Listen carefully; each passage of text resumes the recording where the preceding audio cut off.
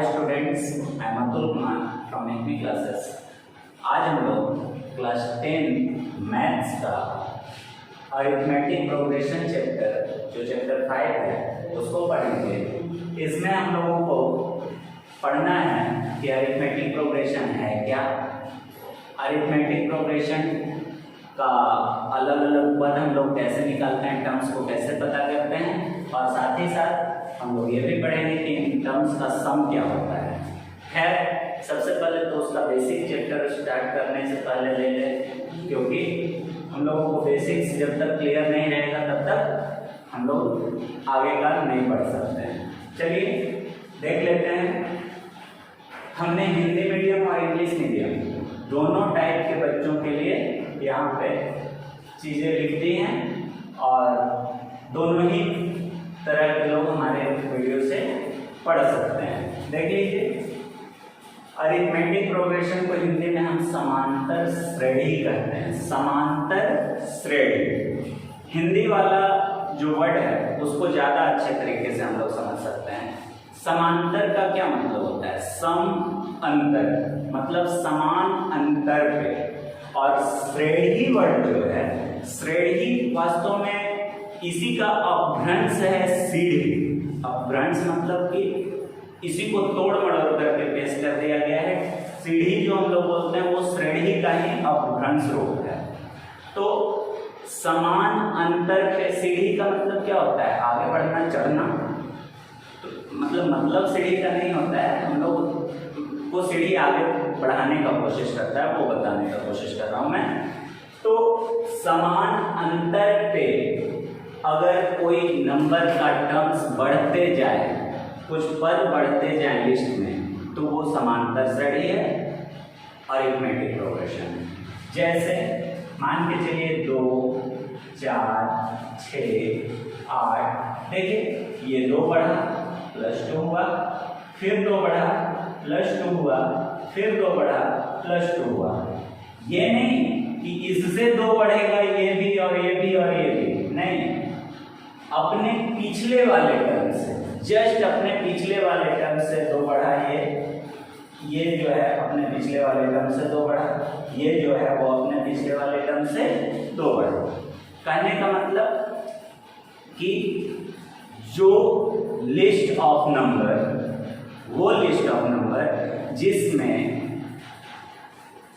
अपने पिछले वाले नंबर में कोई एक निश्चित संख्या, कोई एक फिक्स्ड नंबर को जोड़ दिया जाता है और अगला टर्म पा लिया जाता है, उसको हम लोग क्या बोलते हैं? समांतर श्रेणी या अरिथमेटिक प्रोग्रेशन। अगर आपको एक लाइन में समझना हो तो हमने यहाँ पर डेफिनेशन लिख दिया है।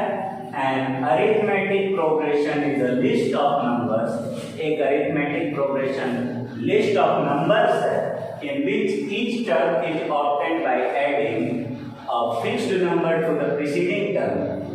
हर एक टर्म जो है वो पाया जाता है पिछले वाले टर्म में एक फिक्स्ड नंबर को जोड़ करके, प्रीसीडिंग टर्म में जोड़ करके।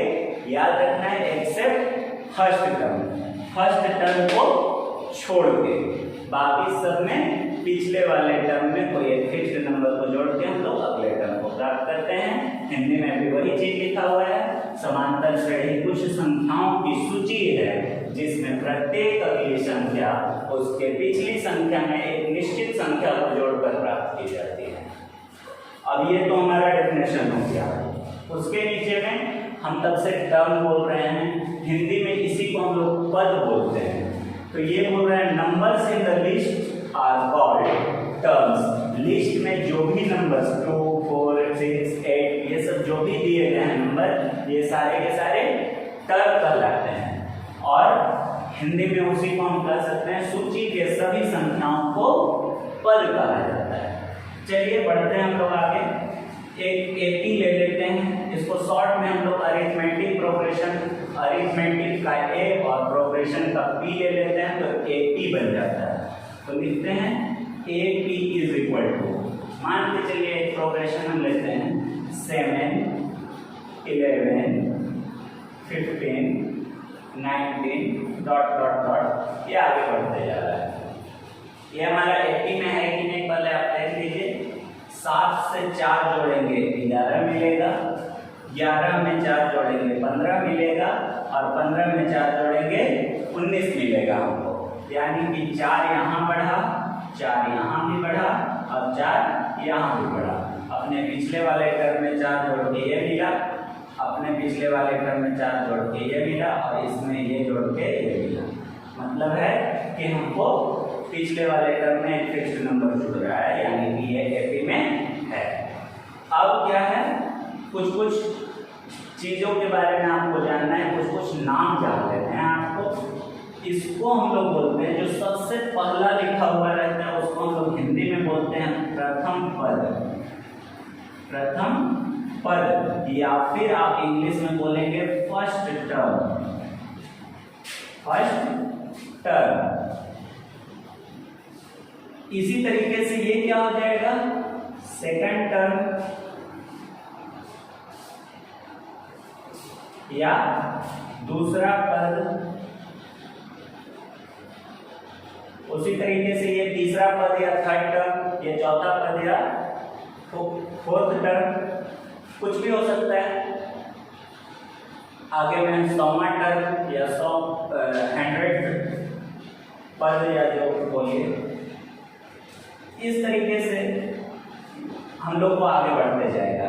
लेकिन यहाँ पे जो प्रथम पद ये दिया हुआ है, फर्स्ट टर्म जो ये दिया हुआ है, ये क्या हमेशा हम लोग फर्स्ट टर्म लिखते चलेंगे?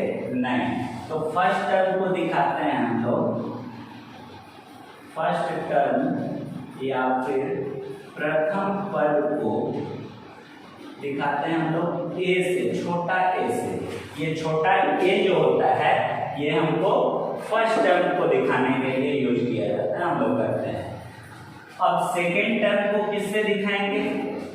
तो उसको सेकेंड टर्म को दिखाने के लिए आप लिखेंगे, सेकेंड टर्म के लिए करना कुछ नहीं है, या द्वितीय टर्म या दूसरा टर्म जो दूसरा पद जो बोलिए, सेकेंड टर्म को दिखाने के लिए ए और नीचे में छोटा सा 2, जैसे स्क्वायर ऊपर में लिखते हैं ना, वैसे नीचे में छोटा सा 2 लिख देंगे, A2 हो जाएगा। इसी तरीके से इसके लिए क्या हो जाएगा, A3, इसके लिए A4। ऐसे ही 100 के लिए बोलना होगा तो A नीचे में 100, 55th टर्म के लिए बोलना होगा तो A नीचे में 55। ऐसे कोई भी टर्म को आप डिनोट कर सकते हैं। ये हो गया एक लिखने का जानकारी। अब आगे बढ़ते हैं, दूसरा बात क्या जानना है आपको। हमने जब पहले ये लिखा था तो बताया था कि इसमें 4 जोड़ के 7 में 4 जोड़ करके 11 मिला, 11 में 4 जोड़ करके 15 मिला, और 15 में 4 जोड़ करके 19 मिला। तो ये वास्तव में है क्या, हम लोग इसको क्या बोलेंगे, कोई पता नहीं है। इसको हम लोग बोलते हैं, ये जो 4 हमको मिलते आ रहा है उसको हम लोग बोलते हैं कॉमन डिफरेंस, या हिंदी में आप इसको बोल सकते हैं सार्व अंतर। ये जो एक फिक्स्ड नंबर जुड़ करके आगे आगे एपी को बढ़ाते जाता है उसको हम लोग क्या बोलते हैं, कॉमन डिफरेंस या सार्व अंतर। और ये जो होता है इसको हम दिखाते हैं छोटी डी से, इसको हम छोटी डी से दिखाते हैं। अब यहाँ पर 2 चीज आप जान चुके कि टर्म को हम लोग ए से दिखाते हैं, जैसा टर्म होगा उस हिसाब से लिखेंगे। यहाँ A1 भी आप चाहें तो लिख सकते हैं, या 1 को कंसीडर नहीं करते हैं अक्सर हम लोग। तो ए हमको क्लियर हो गया, किसको बोलते हैं, प्रथम पद को। या और उसी तरीके से हर एक पद के लिए A2, A3, A4, A5 लिखते जाते हैं। सार्व अंतर को हम लोग दिखाते हैं डी से। तो ये भी आपका क्लियर हो चुका। अब आता है बात कि ये डी के लिए एक फॉर्मूला दिया हुआ है, और वो फॉर्मूला है, यहाँ लिखते हैं, ये डी निकालने का एक फॉर्मूला है। ऐसे तो आप कह सकते हैं कि any term minus preceding term of that term, कोई भी एक टर्म आप ले लीजिए, A1 A2 A3 A4 A5 A6 कुछ भी ले सकते हैं आप, और A1 नहीं ले सकते हैं, ये भी ध्यान दीजिए। फ्लो में हमने बोल दिया A1 नहीं ले सकते हैं, क्यों? क्योंकि A1 के पहले तो कोई प्रीसीडिंग टर्म है नहीं, तो कोई भी एक टर्म लीजिए एक्सेप्ट A1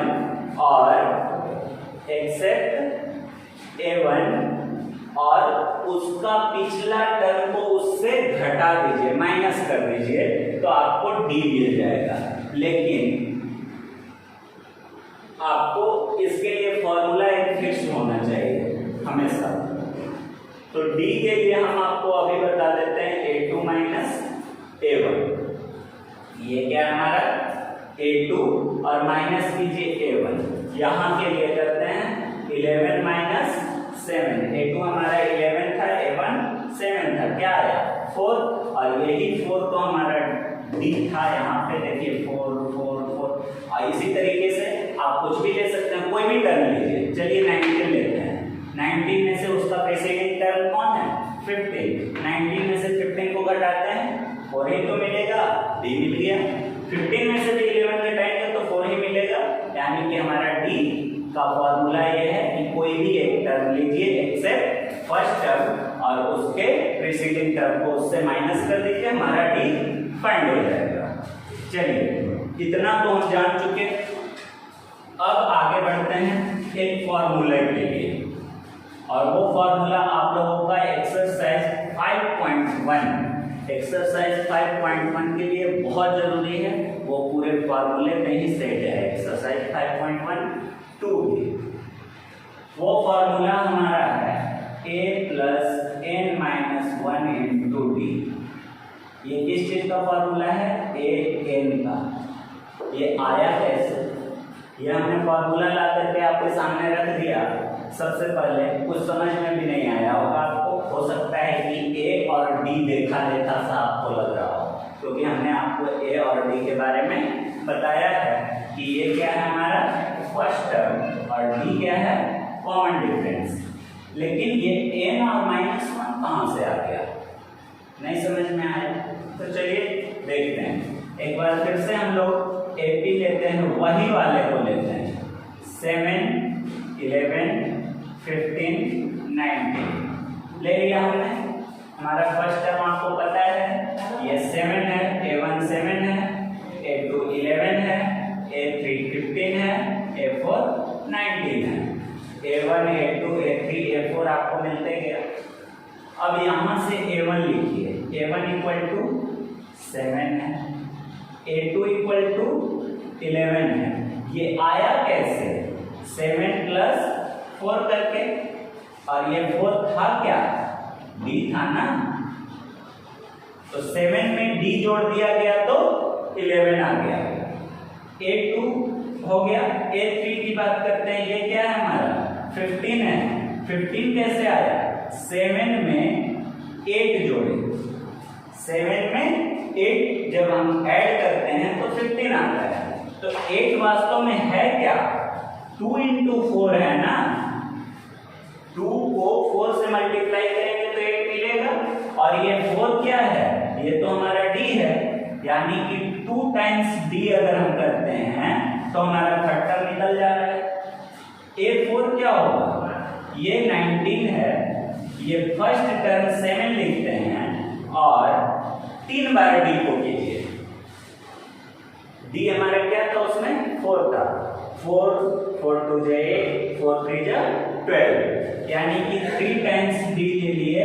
12 और 7 19 ही तो होता है, यानी कि आप देखते जाइए, जब A1 था तो 7 था, वो तो कोई मतलब नहीं है।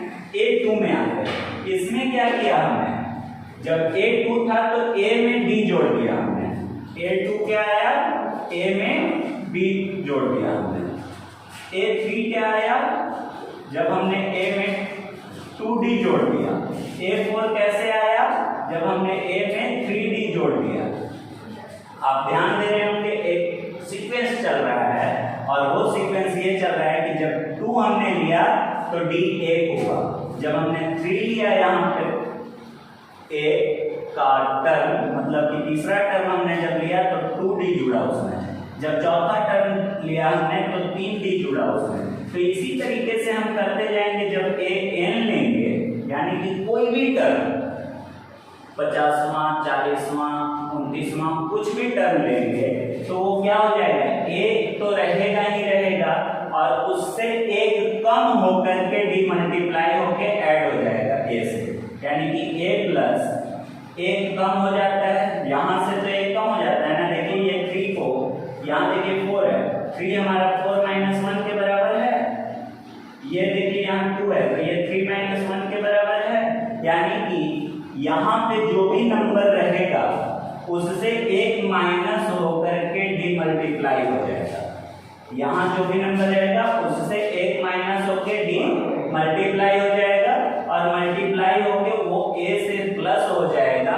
तो हमको उतनामा टर्म, चाहे जो भी टर्म हमको चाहिए होगा वो हम फाइंड कर लेंगे। अब इसका एक कॉमन सेंस की बात करते हैं कि जब एक तो टर्म हमारा ऐड हो चुका है तो बाकी तो हमको d को मल्टीप्लाई करके ही ऐड करना है। यहाँ तो एक कम टर्म ही नहीं यूज होगा, तो यहाँ एक टर्म तो जुड़ गया तो बाकी एक कम टर्म ही तो यूज होगा ना। ये तो हमारा कॉमन सेंस का बात है। खैर, अगर कॉमन सेंस नहीं लग रहा है तो सीधे सीधे हम लोग याद रखते हैं कि an = a + n - 1 × d होता है और यही हमारा फॉर्मूला है कोई भी पद को प्राप्त करने के लिए, कोई भी टर्म को प्राप्त करने के लिए। अब क्वेश्चन यही फिर से रहने देते हैं। हमारा क्वेश्चन क्या है, 7 11 15 19, यही है क्वेश्चन हमारा। अगर आपको कह दिया जाए कि कोई एपी यही है, कोई एपी आपको दे दिया गया है जिसमें टर्म्स क्या हैं 7 11 15 19 ऐसे हैं, और आपको बोल दिया जाए कि इस एपी को आगे बढ़ाते जाइए और 5th टर्म पता कीजिए, तो आप क्या ऐसे करेंगे।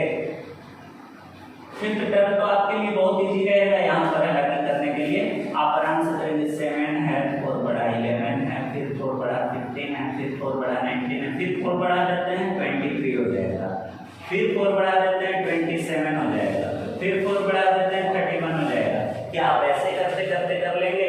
चलिए मान के चलते हैं कि 10 तक आप कर भी लेंगे, लेकिन आपको कह दिया जाए कि 91st टर्म को पता कीजिए। ये वाला एपी का 91st टर्म को बता दीजिए। क्या दिन बिताते रह जाएंगे?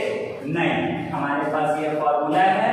हमारा यहाँ पे क्या क्या पता है, एपी दिया गया है हमारा 7 11 15 19 डॉट डॉट कर लिए, ज्यादा नहीं। हमारा हियर या यहाँ लिखिए a = 7 और d = 11 - 7 या 15 - 11 या 19 - 15, कुछ भी कर लीजिए, जो भी हो वो 4 ही आएगा। a मिल गया, d मिल गया, हमको चाहिए बस इतना ही था, 3 चीज a n और d। और आपको बोला क्या गया था 91st टर्म पता करने के लिए, यानी कि a 91 पता करने बोला गया था। आप क्या करेंगे, a + 91 - 1 × d लिखेंगे, यहाँ जो था उससे एक माइनस करके क्या हो जाएगा, a + 90d हो जाएगा। यानी a क्या है हमारा 7 + 90 क्या है, नंबर है वो तो एक फिक्स है, और d क्या है हमारा 4। 7 × 9 4 = 360 और ये 367। इस तरीके से हमारा a91 इस एपी का, या यूं बोलिए इस एपी का 91st टर्म क्या आया 367। तो आप इस तरीके से किसी भी एपी का चाहे तो फाइंड कर सकते हैं। आज इतना ही रहने देते हैं। अगर आपको इतने से 5.1 का कोई भी क्वेश्चन सॉल्व होता हो तो आप सॉल्व कर लीजिए अपने घर में बैठ करके। अगर नहीं होता हो तो हमारे कल के वीडियो में आप फिर से आइएगा, हम आपको आगे का सॉल्यूशन बताएंगे 5.1 का। तब तक के लिए आप हमारा वीडियो अगर आपको अच्छा लगता हो तो आप इसको लाइक कीजिए, हमारे चैनल को सब्सक्राइब कीजिए, अपने दोस्तों में इसे शेयर कीजिए, और अगर कोई डाउट हो तो कमेंट सेक्शन में या फिर हमारे फ़ोन नंबर जो आपको वीडियो के स्टार्टिंग में दिया हुआ रहता है उससे कांटेक्ट करके आप पूछ सकते हैं। हम आपके लिए हमेशा अवेलेबल हैं। आज के लिए इतना ही, धन्यवाद।